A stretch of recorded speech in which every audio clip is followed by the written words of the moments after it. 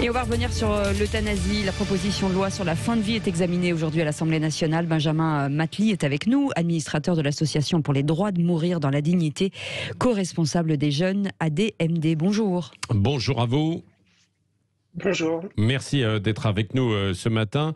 Pourquoi, selon vous, cette loi, ce que vous défendez dans le cadre de votre association, serait une avancée démocratique ?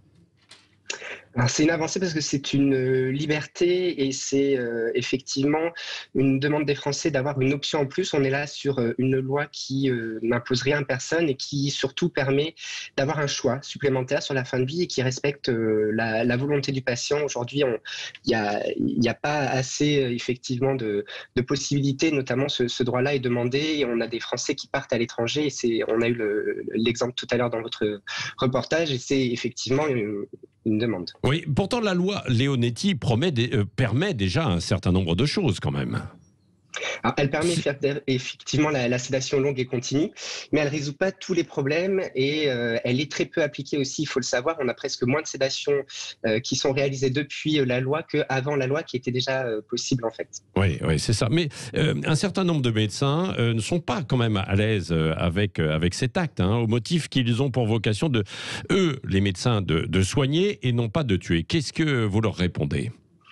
Alors, je vais reprendre des dires de certaines personnes qui ont eu à aller en Belgique et qui ont expliqué qu'effectivement, comme Anne Bert, que c'était pas les médecins qui allaient la tuer, que de toute façon, c'était la maladie. Il faut bien être conscient qu'on est sur des personnes dont on a un pronostic qui, malheureusement, est sur une maladie incurable, sur lesquelles on ne peut rien faire dans les semaines ou les mois à venir. Donc, de toute façon, c'est la maladie qui va les tuer. Et les médecins ne peuvent plus rien faire. Donc, c'est vrai que je comprends que c'est compliqué. Beaucoup de médecins nous disent effectivement que ils sont là pour soigner, mais je pense qu'ils sont là également pour accompagner puisque de toute façon, c'est la maladie qui condamne ces patients-là. C'est pas le médecin qui va mettre fin à leur vie.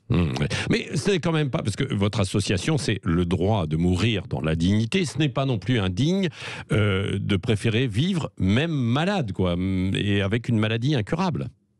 Tout à fait. En fait, nous, ce qu'on dit et ce qui est important pour nous, on n'est pas des militants de l'euthanasie, on est des militants du libre choix.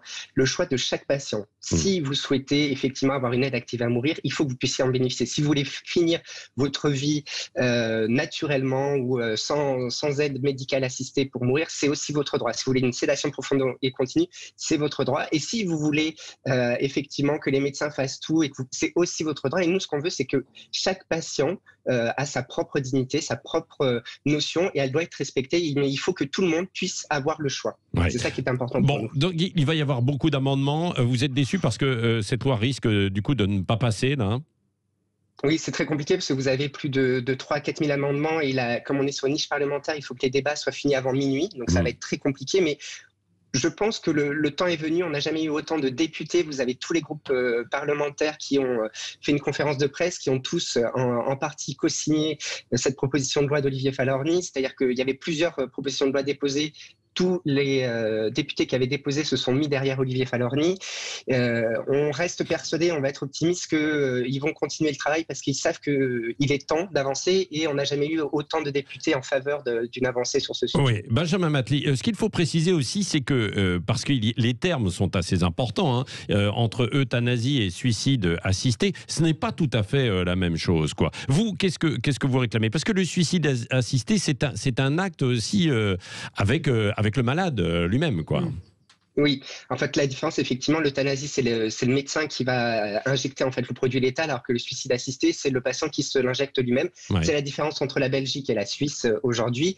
Et nous, effectivement, on parle plutôt d'aide active à mourir, qui va englober ces deux cas précisément. Mais sur cette proposition de loi d'Olivier Fahlorny, on est plutôt sur un acte réalisé par un médecin, effectivement, et avec, il ne faut pas l'oublier, une clause de conscience que vous le disiez tout à l'heure, si un médecin ne souhaite pas le faire, il peut effectivement refuser et à ce moment-là, il doit orienter vers un autre confrère à lui qui voudra bien faire le... Oui, ce que vous voulez dire, Benjamin Matli, c'est que c'est plus périlleux quand même, c'est plus dangereux, entre guillemets, le suicide assisté, parce que c'est peut-être un tout petit peu moins encadré avec des médecins, Ouais, alors c'est pas forcément moins dangereux, mais effectivement, on pense que c'est le rôle du médecin d'accompagner également. Et finalement, la différence, elle est très infime. Si vous allez en Suisse, c'est quand même le médecin qui prépare l'injection, qui prépare la perfusion. C'est juste le patient qui va ouvrir la perfusion. En fait, on est vraiment sur le dernier acte. Oui. La limite est quand même, vaut mieux que le médecin fasse tout l'acte, effectivement, du début jusqu'à la fin, et que ça soit d'ailleurs à l'hôpital, mais également à domicile. Ça peut être quelque chose de très bien pour qu'on soit entouré de ses proches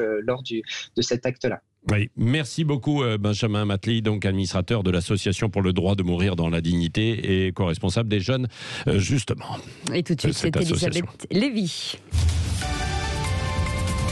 Bonjour Elisabeth. Bonjour Cécile, bonjour à tous.